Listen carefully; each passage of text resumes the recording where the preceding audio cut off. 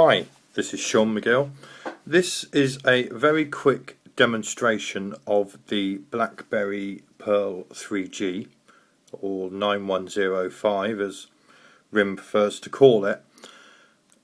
I think the main impression of this phone is that it is absolutely tiny.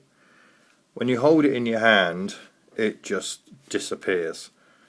I haven't seen a BlackBerry, even the previous Pearls, that quite reaches this level of miniaturization.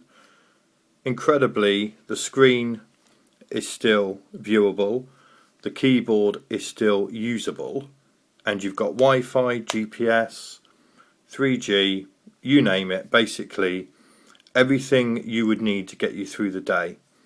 The GPS, relatively useful for things like Google Maps and location features in certain apps. Sadly, there are very few decent turn-by-turn navigation apps out there. General speed, pretty good. There's no doubt about that. I would say it's probably about the same speed as the Curve 8520, which is quicker than the Bold 9700. Let's remember as well that the Bold 9700 is quicker than almost any other smartphone on the market. This won't be for everyone, but it's pretty damn good. Yes, you've got a small screen, which many will not like. In these days when everything needs to have a very large screen, a huge processor, and 10 billion apps available for it, this type of phone is one that's either going to be given to people by their employers or bought by teenagers on pay-as-you-go, hopefully at a very competitive price.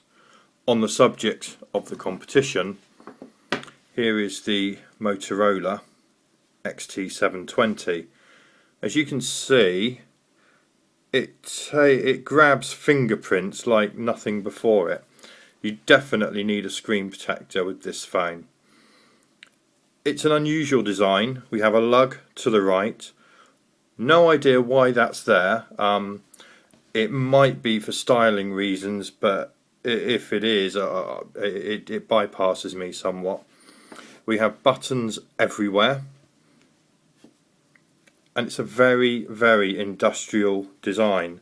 It's super slim and will slide into a pocket quite easily, but when you look at the two together, and if you compare the Motorola to something like an iPhone, it's worlds apart. I do like the XT720 because it's fairly powerful without overdoing it, if that makes sense. But I don't know, there's something that doesn't pull it away from the Android bunch, a bunch that is getting bigger by the day, quite as much as it needs to. But with the name Droid, essentially, particularly in the US, it's still going to fly off the shelves. There's no doubt about that. And an 8 megapixel camera with auto flash, manual shutter, 10 times digital zoom is not to be sniffed at. I must say the video recording, which is at 720p, hence the name XT720, hasn't been great for me in that it's struggling to pick up voices from only 5 or 6 feet away. Yet the actual image quality is very good, and the stills quality is also very good. The only other thing that sets it apart is this tiny little port here, which is an HDMI jack. So the videos you do take, which hopefully will have better sound quality than the one I'm experiencing with this particular phone, you can hook them up to your HD TV and enjoy them in a quality you haven't been used to up until now. So that's the XT720.